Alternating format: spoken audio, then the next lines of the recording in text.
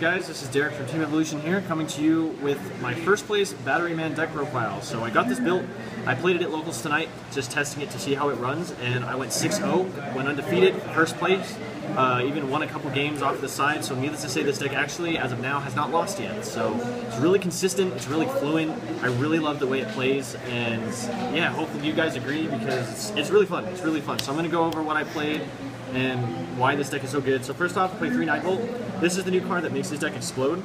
When it's summoned, you get to add any Batteryman from your deck to your hand. If you use that effect, its attack and defense are doubled, and then at your end phase it destroys itself. So it's a super searcher that basically enables you to pull any Batteryman out of the deck, including itself. So you have to play 3 of this. Next is triple microcell. This is basically the card you want to open with. You set it, your opponent, naturally maybe not knowing what it is. It's a flip effect. When it's flipped, you special any Batteryman from your deck. Sorry, a level 4 or lower Batteryman, so initially this. And if it gets destroyed by battle after being flipped, you get to draw. So it's really awesome if you go first and you set this, it gets flipped. Thin the deck out by 1 with this, you search off that, and then you draw off this. You just plus 2'd off of it. So really good little card. You use it as tribute fodder. It's just for consistency. Yeah, I love this card. Next is Batteryman Charger. When he's normal summoned, he specials any Batteryman from the deck other than himself, and then he gains 300 attack and defense for every Thunder type monster on the field. So naturally, he can become a 3,300 attack monster. Best play initially, normal that, special that, search out the card I'm about to show you, field cell, and then special field cell, and you just keep going from there. Like, you just go into all these big, gigantic summon plays. Most people play 3. Believe it or not, I don't have 3, so I went with 2. But 2 is actually really good because since field cell and charger require tributes, if you draw too many of them, it's going to clunk your hand. So I just search it when I need it, and if I have it, then I have it. Like, I actually don't feel like I needed it 3 at all. Next is triple field cell. Special summon him if you have 2 or more Batterymen that you control, and then you contribute a Batteryman monster other than himself to return 1 card your opponent controls back to the hand. So initially you just search or summon, search, special, like you can understand how easy it is to just go off with this deck. So that's it for the Batteryman monsters, only 12 of them, or 11 of them, sorry. Next, I do play the Artifact Engine. I had a lot of people tell me, like, oh, don't play the Artifact Engine in this deck, it's inconsistent, it's bad. No, it's not. It is actually probably the greatest idea I've had in a while, and the way I implement it is really awesome. Basically, they're level 5 lights, so if you have to, you can overlay them with Charger to go, like, Pleiades or something. The artifacts basically keep your opponent's field under control, that way you can set up your OTK plays. So I do play triple morale tack. I mean, it's kind of obvious if you play anything with artifacts. Most people would opt to play 2, which I thought about, but I really like the consistency. Next, I'm playing double Beagle Tech. Basically, more destruction power. I have more than enough destruction power to set these guys off, so I don't mind playing 2. I am main decking 1 Scythe. This is basically against decks that are getting ready to go into the extra deck. So, for instance, like if I'm playing Shaydolls or Yurgias, any deck that's about to Ixie summon, I can special summon this card with Sanctum, and then they can't go into the extra deck for the rest of the turn. So, it's a really good card to just hold your opponent off for 1 turn. So, 6 artifacts. That's it for the monsters. It's 1, 2, 3, 4, 5, 6, and then 11, so 17 monsters. No Honest, because you don't need it.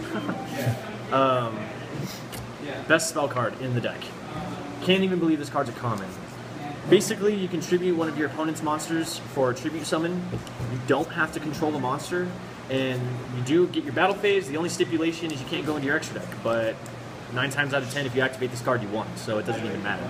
So, broken card, super consistent. My favorite thing is like the end phase to bring out like Beagle Tack and pop like a Morale Tack I have face down. And then next turn, if they have a monster, I can overlay into Pleiades to bait anything out. And if I have Charger in my hand, then I can use this after I bait it out any back row, tribute their monster, Charger, 9-volt, and just like go from there. So yeah, you can definitely see how quickly that helps the deck explode. Next, I'm playing 2 dualities, mainly just for your first turn consistency plays when you're trying to get the pieces that you need. 2 Battery Charger. You pay 500 life points, you special a Batteryman from your graveyard. Basically, free reborns for the deck to get your plays going. Cards to hit back row and to set your artifacts off. Double Cyclone, really no explanation there. I was going to play 3 double Cyclone, but I opted to play 1 copy of Short Circuit.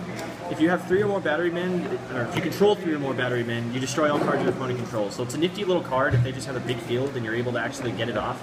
I kind of like it other than having the triple Cyclone, so this card is absolutely nasty. And when it goes off, you pretty much win the game, so broken card. That's it for the spells. It's only like 10 spells. 1, 2, 3, 4, 5, 6, 7, 8, 9, 10 spells. For the traps, playing triple Artifact Sanctum, there's no explanation on that whatsoever. Triple Call the Haunted, you have lots of artifacts, and you can use this at your end phase to get your 9-volt back at your opponent's end phase. That way it stays on your field for the next turn, so you have tribute fodder. So, Triple Call the Haunted. I do play a little bit more traps than normal. More people would opt to play like more spells in this deck for like back row hate.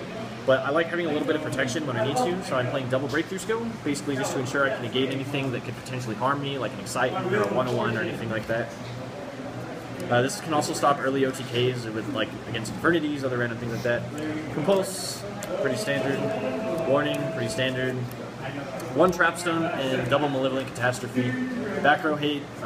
If Trapstone gets activated, you're gonna win. Like, don't ever activate Trapstone unless you're gonna win. So if this gets activated in this deck, it's because you win. And if this gets activated in this deck, it's because you're about to win. So pretty simple. So that's it for the deck. The side deck that I played tonight, I played 2 DD Crows and 2 Maxis. 1 Soul Release, 1 Deep Fissure, and 3 MST. So, and then for my traps, I played a Macro, a Soul Drain, 2 Rivalries. I do know I play the artifact stuff, but I can play around this stuff if I, especially like these. Obviously, Deep Fissure doesn't hurt it, but these especially I can play around. Sanctum can at least special them, so I can use them as beat sticks if I have to. It's just nice. And this is a card I tried out tonight, but it's bad. Chain of Spell. Don't play this card, it's bad. Extra deck. My extra deck's incomplete, but I have, for my 5s, I have Durandal, Tyrus, and of course a Pleiades. Simple. For my 6s, I have a Photon Bouncer, and a Gauntlet Launcher. I need an M7, I couldn't get one, so I only have these as my 6s. Everything else are 4s. Diamond Dire, Cowboy, 101, Black Ship, Roach, this is for Light Swarms and stupid stuff like that. Dweller, Mage Stroke, Ragna Zero, and an Omega. I don't have an Excitant, and you almost don't even really need it in this deck, so no reason. And then 1 Guide Shark. So that's pretty much the deck, guys. Like I said, I went 6-0 with it. I beat Mermails, Fire Fist, Light Swarms, Insectors, Fire Kings, Plants, not Sylvans, it was just like a plant synchro deck, and I think that's it. So that's pretty much the deck how it flowed. I didn't play Shadows or Tellarknights, they haven't really been around here just yet, but I'm more than prepared for them. So it's a good deck. If you're interested in this deck, this is probably a really viable build that you can use for it. I plan on taking this to some bigger events, and hopefully it does good. So with that said, if you haven't subscribed, go ahead and give us a subscribe, like the video if you liked it, give us any comments or opinions, and with that said, Derek from Team Evolution out. See you guys.